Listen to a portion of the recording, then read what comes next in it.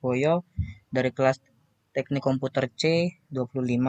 Kali ini saya akan menjelaskan SAP 1 Arsitektur Teknik Komputer. Nah, sebelum kita lanjut, kita akan mempelajari dulu apa itu semua yang ada di dalam SAP 1. Pertama, di sini ada program counter. Nah, program counter di sini dia itu berperan sebagai penghitung alamat instruksi. Fungsinya itu, dia menyimpan alamat memori dari instruksi berikutnya yang akan diambil oleh fetch. Nilainya akan bertambah 1 ketika di clock setiap kali sebuah instruksi selesai diambil. Lanjut, kita ke input dan mar. Nah, input dan mar ini, dia itu berfungsi untuk menyimpan alamat data yang akan diakses dari RAM. Input ini bisa berasal dari program counter saat di siklus fetch atau di bagian alamat instruction register saat siklus execute. Lanjut yang ketiga adalah RAM. Nah, RAM ini adalah unit memori utama yang memiliki 16 lokasi penyimpanan, di mana masing-masing lokasi itu berkapasitas 8 bit. RAM menyimpan program dan data yang akan diproses. Yang keempat adalah instruction register. Dia itu berfungsi sebagai menyimpan instruksi yang sedang dijalankan. Instruksi 8 bit dari RAM dibagi menjadi dua. 4 bit pertama sebagai opcode atau kode operasi yang dikirim ke controller dan 4 bit terakhir sebagai alamat operan yang bisa dikirim kembali ke bus. Yang kelima adalah control sequencer. Ini adalah otak dari sistemnya tadi. Dia itu berperan untuk mengatur seluruh lintas data. Ia mengirimkan sinyal kontrol seperti CLK, CLR, LP, EP, dan lain-lain. Komponen lain untuk menentukan kapan data itu harus dibaca, ditulis, atau dipindahkan. Lanjut, yang keenam adalah akumulator A. Dia ini adalah register utama dalam prosesor. Fungsinya adalah menyimpan hasil sementara dari operasi aritmatika dan logika, serta menjadi salah satu input utama bagi unit other subtractor. Yang ketujuh adalah other atau subtraktor. Nah, komponen ini tuh bertanggung jawab melakukan operasi penjumlahan dan pengurangan. Ia mengambil input dari akumulator dan B register. Lalu hasilnya dapat dikirimkan kembali ke akumulator melalui W-bus. Yang kedelapan, ini adalah B register. B register ini membantu untuk berfungsi menyimpan angka operan kedua yang akan dijumlahkan atau dikurangkan dengan nilai yang ada di akumulator. Yang kesembilan adalah output register.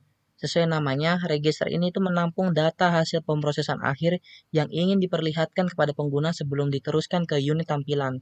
Yang terakhir adalah binary display. Ini adalah perangkat output, seperti contohnya lampu LED atau layar sederhana, yang menampilkan isi dari output register dalam format biner agar bisa dibaca oleh manusia. Nah, kalau yang panjang ini adalah W-bus, dia itu garis vertikal, di tengah adalah bus internal. Ini adalah jalur komunikasi utama tempat semua komponen saling bertukar data 8 bit. Hanya satu komponen yang boleh mengirim data ke bus pada satu waktu agar tidak terjadi tabrakan data. Baik, kita akan lanjut ke simulasinya. Nah, di sini kita sudah membuka simulasinya kan. Nah, di sini saya akan jelaskan apa itu semua yang harus kita lakukan. Pertama kita masuk ke tahap persiapan atau inisialisasi. Nah, kita akan klik ini aktifkan ping clear untuk mengatur ulang program counter agar menjadi 0000 dan mengembalikan ring counter ke status awal. Ini kita klik. Nah, habis itu kita memasukkan input program. Contohnya, kita tulis di sini, sebentar.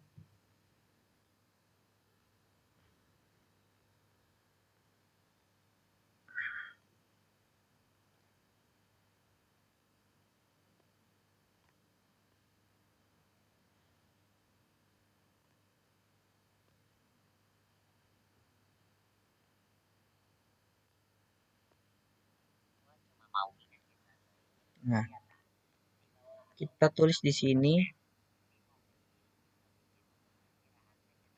eh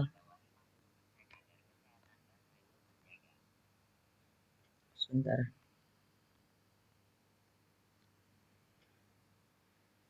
Hmm,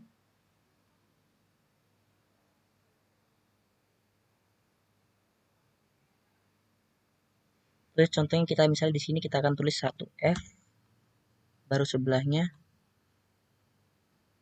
di sini kita tulis 05. Habis itu, oke, sebentar ya. Ya. Nah, jadi itu akan saya jelaskan satu-satu tahapannya. Dia itu masuk ke dalam sini, synclus fetch, yaitu dia masuk ke dalam T1, yang dimana dia itu mengambil alamat dari PC, akan dikirim ke MAR melalui webBus. Sinyal kontrol yang aktif adalah enable P ini dan LM. Nah, increment state atau masuk ke tahap T2 yaitu nilai PC akan bertambah 1 untuk mengingatkan alamat instruksi berikutnya. Sinyal kontrol yang aktif adalah CP. Yang ketiga adalah memory stage atau tahap T3 yaitu data dari instruksi dari RAM akan dikirim langsung ke IR melalui sinyal kontrol yang aktif adalah CE. Nah, kita masuk ke siklus eksekusi. Di siklus eksekusi ini setelah tadi instruksi berada di IR, bagian decoder akan menerjemahkan kode operasi langkah T4, T5, dan T6 tergantung pada instruksi yang dibaca. Nah, T4 itu alamat operan dari IR ini akan dikirim kembali ke MAR. Lalu di T5, data dari RAM akan dikirim ke akumulator. Baru yang T6 ini tidak ada operasi sama sekali. Di instruksi add sub yaitu di dalam T4 itu alamat operan dari IR akan dikirim kembali ke MAR. Di T5 dia akan masuk dari data dari RAM akan dikirim ke register B. Nih, T6 ini hasil dari adder atau subtraktornya akan dikirim ke akumulator sinyal E aktif untuk EDD dan untuk sub. Nah, mari kita akan tes ini untuk outputnya. Setelah tadi saya masukkan di sini, saya akan coba kontrol K. Kalian juga bisa manual sebenarnya, tapi saya akan lakukan di sini untuk CLK-nya. Sebentar ya.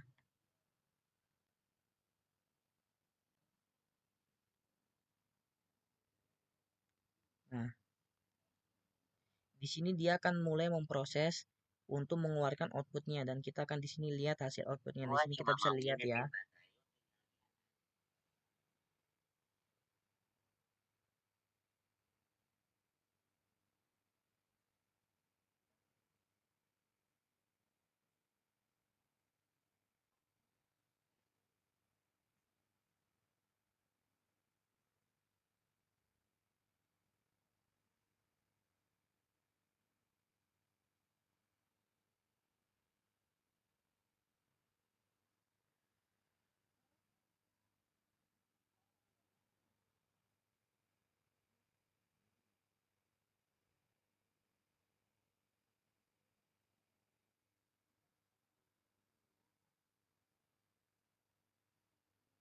Oke, kita akan berhentikan.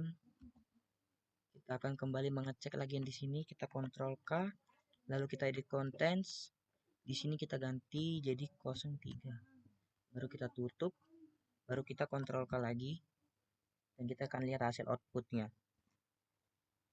Bentar, sebentar, maaf. Kita akan clear dulu, lalu kita kontrol K.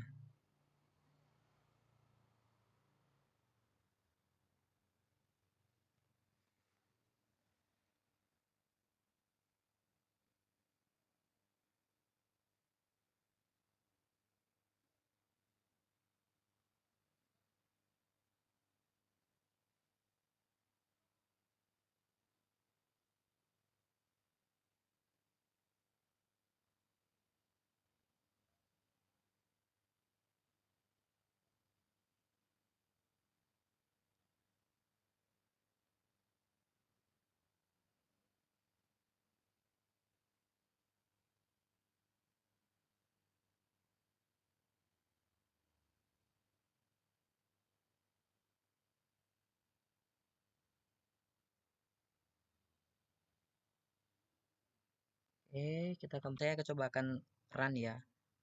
Nah, kita akan kontrol K. Kita akan lihat di sini, dia akan mengeluarkan output. Jadi dia itu memproses dari PC sini, dia akan tadi mengirim ke MAR.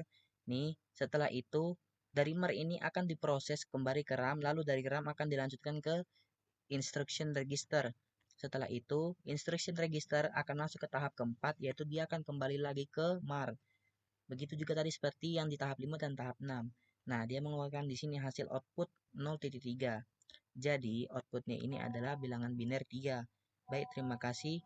Eh, Segitu saja pengertian dari saya. Wassalamualaikum warahmatullahi wabarakatuh.